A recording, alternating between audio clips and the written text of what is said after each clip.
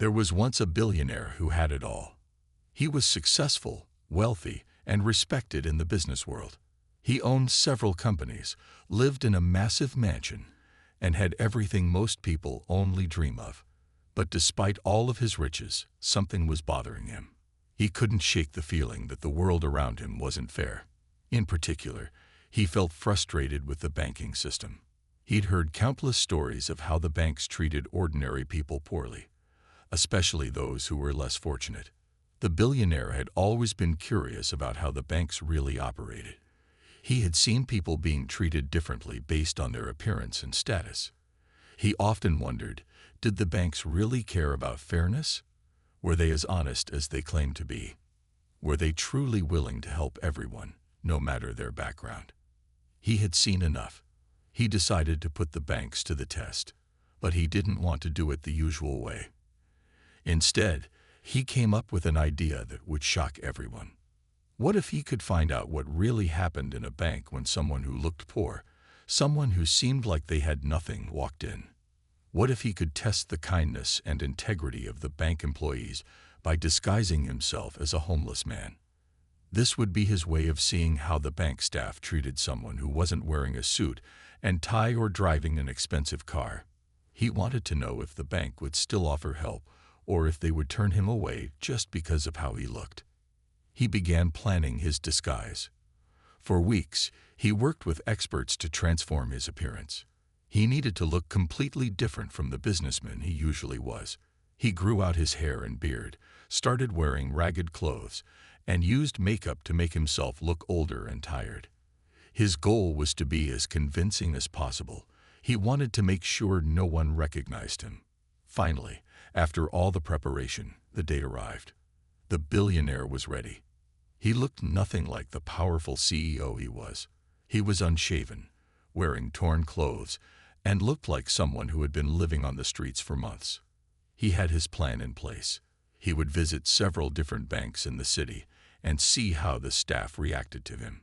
The first bank he walked into was just around the corner. It was busy, with people in suits and business attire rushing in and out. He stood in line, trying to act calm and collected, but he could feel the eyes of the people around him. They weren't looking at him like a customer. They were looking at him like he didn't belong there at all. He stood out in all the wrong ways, but he kept reminding himself, this was just part of the test. When it was his turn at the counter, the teller barely looked at him. She glanced up, seemed to judge him in a split second, and then went back to her computer, typing away without a word. He tried to ask if he could open a basic savings account, but she didn't seem to hear him. She just motioned to the door and gave him a cold look, as though to say he wasn't welcome. The billionaire stood there for a moment, unsure if he was being ignored because of how he looked or because she was busy. That first encounter left him feeling a bit discouraged. It wasn't a big surprise, but it still stung. How could people be so quick to judge someone based on their appearance? How could an institution like a bank, whose job it was to serve the public, treat someone this way? Despite the discouraging start, the billionaire was determined to continue his mission. He knew that one bad experience didn't define the whole industry, and he had to see what other banks were like. Would they be more welcoming? Or would they be just as cold and dismissive? The billionaire didn't let his first experience stop him. Although he felt a bit shaken, he was more determined than ever to find out if this was how all banks treated people who were down on their luck. He wasn't going to give up after just one cold interaction. If anything, it made him even more curious to see how others would respond. He walked into the second bank the very next day. This time, he was prepared. He had gotten even better at perfecting his homeless look, making sure he looked just as unkempt and tired as the day before. His ragged clothes, unshaven face, and worn-out shoes were all part of the plan. He didn't want anyone to mistake him for anything other than what he was pretending to be. The bank was busy, but not as crowded as the last one. People were sitting quietly in the waiting area, flipping through newspapers or checking their phones. The billionaire noticed a few people who looked well off, and he immediately felt out of place. He knew that, in a way, He was putting his trust in the bank to treat him fairly, but he didn't feel like he belonged there at all. As he stood in line, he could hear a few whispers from people nearby. He caught snippets of conversations, and it became clear that people were judging him. Some looked at him with pity, while others avoided eye contact altogether. But there was one thing the billionaire knew. He had to remain calm and focused. This was his test, and he wasn't going to let anyone's judgment distract him. When it was his turn at the counter, he stepped up to the teller. The woman behind the counter barely glanced at him, her eyes focused on the computer screen in front of her. Her expression was one of indifference, as though he wasn't even there. The billionaire hesitated for a moment, then asked if he could open a simple savings account. The teller didn't answer right away. She just raised an eyebrow and let out a small sigh, as if he was wasting her time. She looked him over from head to toe, making him feel smaller with every passing second. After a long silence, she finally spoke in a dismissive tone. "You're not really serious about opening an account, are you?" The billionaire was taken aback. He had expected some sort of cold treatment, but this felt different. It was as though the teller didn't even consider him worthy of basic respect. He tried to explain that he was interested in managing his money and wanted to set up an account. But instead of listening, the teller simply waved her hand and told him that there was nothing she could do for him right now. He felt humiliated.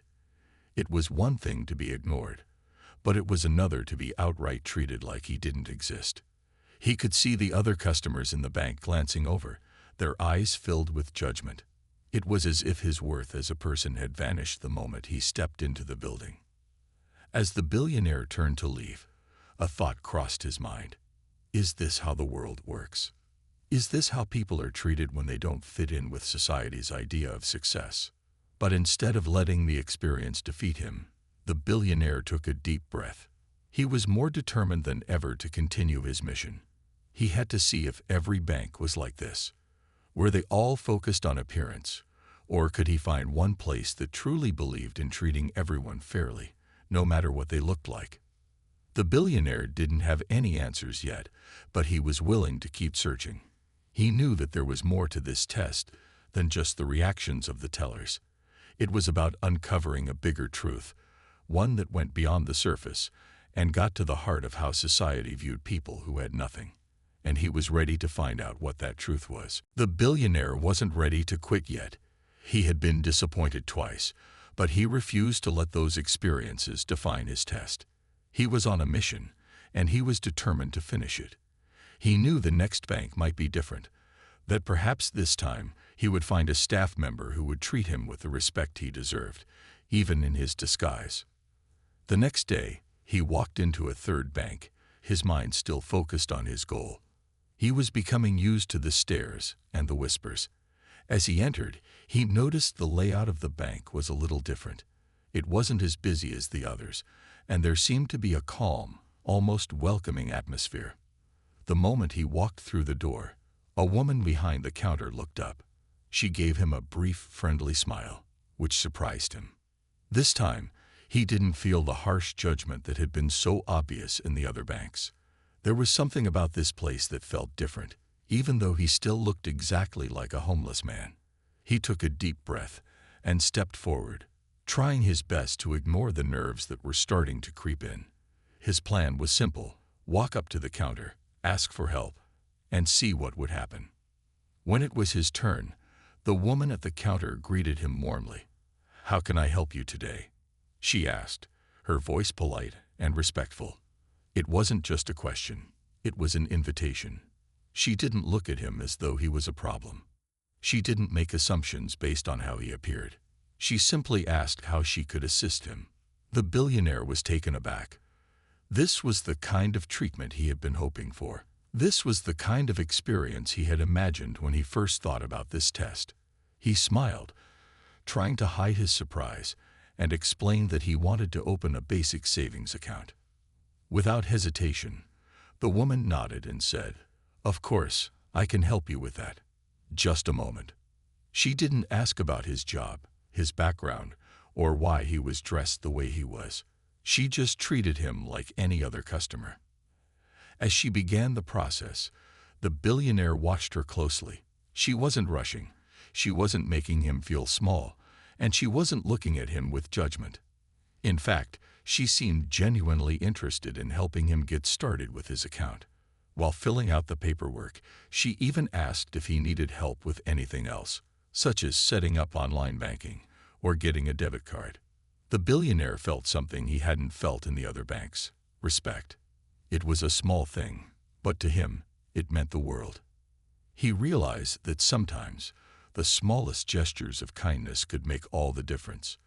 This wasn't just about the money.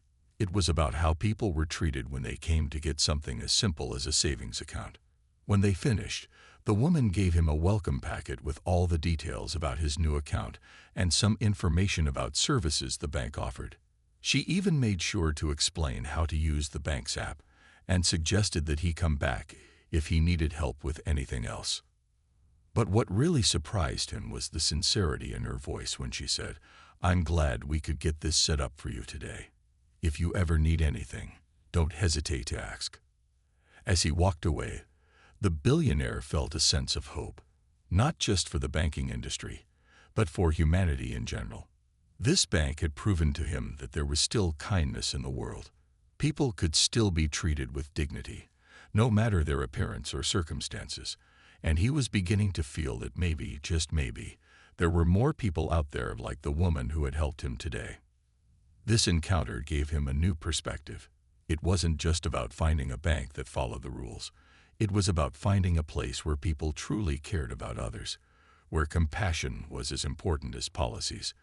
And he was starting to believe that maybe not all hope was lost. After his positive experience at the third bank, the billionaire felt a sense of relief and optimism. For the first time since starting this experiment, he had encountered kindness and genuine customer service. It made him wonder how many other places were like this one. Maybe there was hope for the banking world after all. But he wasn't finished yet. He knew he had to continue his test to see if there were more places where people were treated with dignity, regardless of their appearance or background.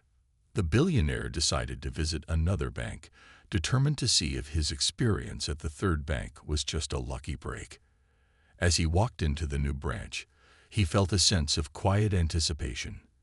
This time, he wasn't as nervous. He had seen how one kind person could make a difference, and he hoped he would find someone like that again. The moment he entered, he was greeted by a security guard who nodded politely, but didn't say much.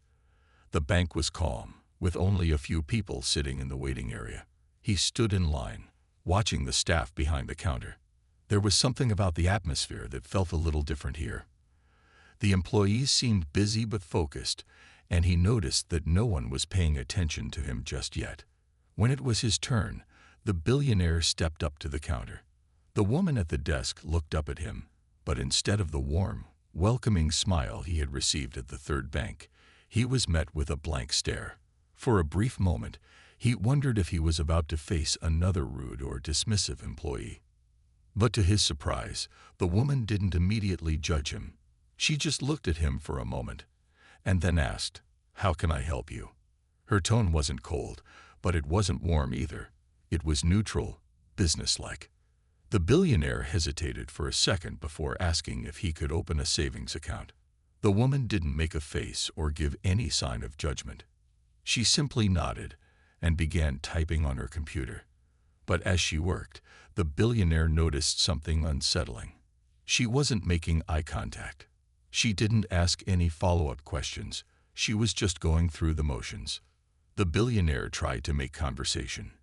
He asked about the bank's services and whether they offered any special programs for people who needed help with managing money.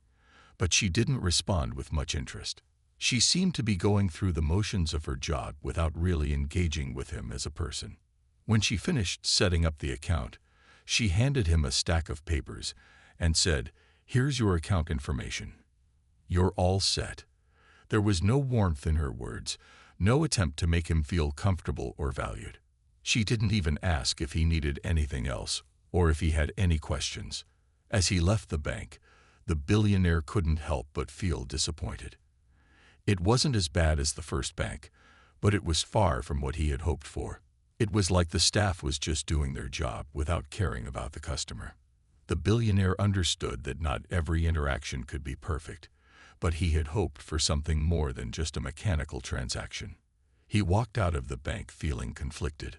On one hand, at least he hadn't been treated with disrespect. But on the other, he realized that he had been treated like just another number, another customer in line. It made him wonder, was this really the kind of experience the banks wanted to offer? Was it enough to just do the bare minimum and call it customer service? The billionaire realized he wasn't just looking for a bank that followed the rules. He was looking for something deeper, genuine care and respect. And while the experience here wasn't as bad as the first two banks, it still felt like something was missing. After his mixed experience at the fourth bank, the billionaire felt more determined than ever. He had now seen both the best and the worst. The third bank had given him hope, while the fourth had left him feeling like just another customer. It was becoming clear that how people were treated wasn't just about policies. It was about the attitude and values of the people working there. But the billionaire still wasn't ready to give up. He wanted to see how other banks treated their customers, especially those who might not have much to offer. He decided to visit a fifth bank, one that was a bit further out of the way, in a quieter part of the city. This one felt different even before he stepped inside. The building was old, with a vintage charm that seemed to promise a more personal experience. As he walked through the doors, he noticed that the atmosphere was calm and inviting. It felt less like a busy corporate space and more like a neighborhood bank where people took the time to get to know their clients. As he waited in line, he observed the staff. There was an older man behind the counter, a young woman working on a computer, and a few other employees who seemed to be interacting with customers more casually. Everyone appeared relaxed but professional, giving the billionaire hope that this bank might be different from the others he had visited. When it was his turn, he walked up to the counter and, as usual, asked if he could open a savings account. The teller, a middle-aged man with glasses, looked up at him. This time, the man's expression was one of curiosity, not judgment. He didn't look him up and down the way the other tellers had. Instead, he smiled politely and said, "I'd be happy to help you with that. Let me just pull up the information for you." The billionaire felt a small sense of relief. This wasn't the cold professionalism of the last bank, nor was it the dismissive attitude he had faced earlier. It felt like a real conversation. The teller asked a few simple questions about what kind of account he wanted and whether he needed any additional services. His voice was warm, and he made eye contact, which made the billionaire feel like he wasn't invisible. As they worked through the process, the billionaire noticed that the teller didn't seem in a rush. He was thorough but patient, explaining everything clearly and offering advice about different types of accounts that might suit his needs. There was a feeling of sincerity in the way the man spoke, as though he genuinely cared about helping him, not just getting him through the door. At one point, the teller asked if the billionaire needed any assistance with budgeting or financial advice. It was a small thing, but it showed that this bank wasn't just interested in getting his money. It wanted to make sure he was making informed decisions for his future. The billionaire was impressed. It wasn't just about opening an account, it was about building a relationship. When they finished, the teller handed him the paperwork and said, "I hope you have a great experience with us. If you need anything at all, don't hesitate to come back." He smiled, and the billionaire could feel the genuine kindness in his words. It wasn't just a polite gesture, it felt real. As the billionaire walked out of the bank, he couldn't help but feel a sense of satisfaction. This was the kind of service he had been hoping to find. It wasn't about the flashy appearance of the building or the high-end policies. It was about the people who worked there and how they treated others. He realized that this was the kind of bank he would want to be a part of, where the staff made you feel valued, no matter who you were. For the first time during this experiment, the billionaire felt like he had found something special. The experience had made him hopeful again, and he was beginning to understand what truly mattered in the world of business: human connection and empathy. After the warm experience at the Fifth Bank, the billionaire felt a sense of hope that he hadn't felt in a long time. He had been on a journey to uncover the truth about how people, especially those who seemed less fortunate, were treated in the banking world. Now, with the kindness he'd encountered at the Fifth Bank, he felt a spark of optimism that maybe things weren't as bad as he feared. But his mission wasn't over yet. He wanted to see if he could find more places where people were treated with respect and care, no matter their appearance. So, he decided to visit one final bank, the one he'd been avoiding for a while. It was a large, modern bank that had a reputation for being part of a big corporation. He had heard mixed reviews, but something about this bank intrigued him. He wanted to see if it could live up to the positive experiences he had at the Fifth Bank, or if it would fall back into the cold, impersonal treatment he had seen at the first few places. As he walked through the glass doors of this new bank, he felt the usual mixture of curiosity and nerves. The building was sleek, with shiny floors and walls lined with advertisements boasting about their services.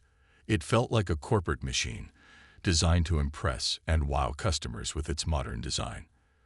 The lobby was busy with people moving in and out, many dressed in business attire, clearly in a rush. The billionaire stood in line, watching the staff. The tellers were all busy, handling transactions with precision and speed. There was an air of efficiency, but he couldn't help but wonder if that meant customers were just another number to be processed quickly. He had seen the fast-paced environment in other big banks, but he hoped this one would surprise him, like the Fifth Bank had done. When it was his turn, the billionaire approached the counter. The teller, a young woman with a professional smile, looked up at him. She didn't seem surprised by his appearance, but there was something in her eyes, a flicker of uncertainty. She greeted him with a polite, "How can I assist you today?" But there was a slight hesitation in her voice. He asked if he could open a simple savings account, and she nodded without hesitation. The conversation started off well. She asked all the standard questions, typing quickly on her computer and giving clear, direct answers. But as the process went on, the billionaire noticed a shift. The warmth in her voice started to fade, and her responses became shorter. She was still polite, but it felt more like a transaction than a conversation. She didn't offer any extra services or advice like the teller at the Fifth Bank had. She didn't even ask if he needed help with anything else. She simply finished the paperwork and handed him the details of his new account. There was no smile. No, "Is there anything else I can do for you today?" She just handed him the forms, and that was it. The billionaire was left standing there, unsure of what to make of the experience. He had been treated with courtesy, but it lacked the personal touch he had hoped for. He felt like he had been processed, rather than truly helped. As he walked out of the bank, he realized that while he had been treated politely, it didn't feel genuine. It was as if the staff had done what they were trained to do, but there was no connection. The experience had left him wondering, is this really how banking has become? A place where customers are just another number to be dealt with.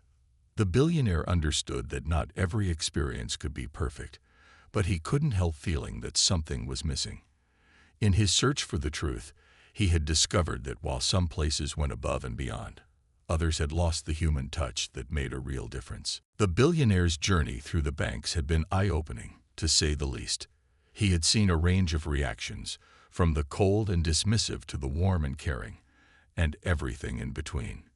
Each experience had left him with more questions about what really mattered in a customer service experience. Was it about how quickly you were served, or was it about the genuine care people showed? He knew that he had learned valuable lessons along the way, but the final bank visit made him think more deeply than ever before. After walking out of the last bank, feeling both frustrated and disheartened by the lack of warmth, he paused outside the doors.